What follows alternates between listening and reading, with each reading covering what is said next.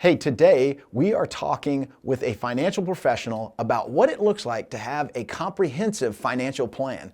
It goes way beyond just having a budget. There's a lot of things to consider. He even shares a little bit of a kind of behind the scenes of if you want to hire a financial professional, what should you look for and how do you know if you've got the right one? There's even kind of a fun bonus lightning round. You're going to enjoy this episode about developing a comprehensive financial plan.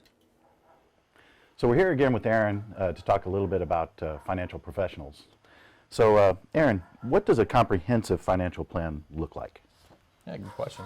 I think a plan's going to definitely look different according to where you're at within your phase of life. Mm-hmm. Right? When you're younger, it's maybe can focus more on budgeting or what are things can do now, debt, credit management.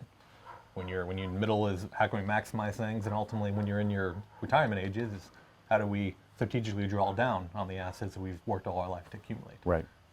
So again, it looks very different according to each individual person, but I think that's maybe really what a financial plan should be. Is it's your plan, it's personalized. Right. And again, make sure that it has your touch to it. So what do financial professionals like yourself, what do you do to create a plan like that? Yeah. So really just going through a conversation, somebody, right? Figuring out what it is they have, what it is they want, what it is they need, what are goals they have for their life, and then ultimately really just being a coach, right? Helping with behaviors, right? You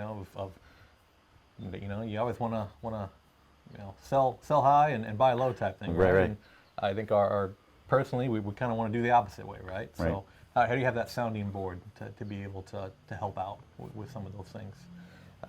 I think a lot of it. So again, just very personalized according to what does the individual need, right? How complex do they need to get? Because maybe some people they don't need to get complex, and maybe other ones they need to get very, very much in depth.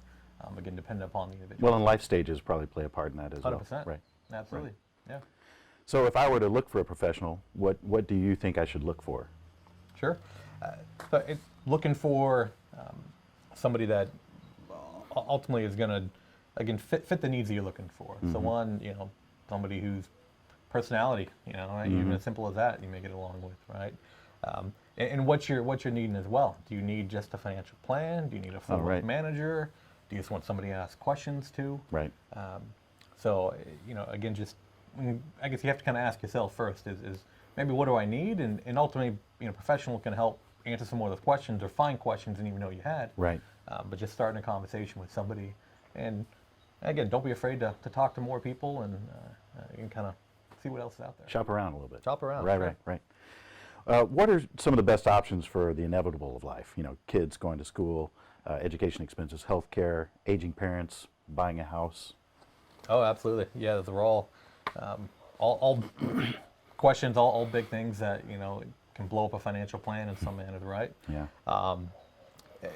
So I think a lot of it is again planning accordingly, right? Knowing, hey, I have kids that want to go through college, grandkids that it may be, but also maybe setting some expectations too, right? Because if me putting my kids through ASU, which is the only school they need to go to, if that's going to derail my plan, then how is that going to?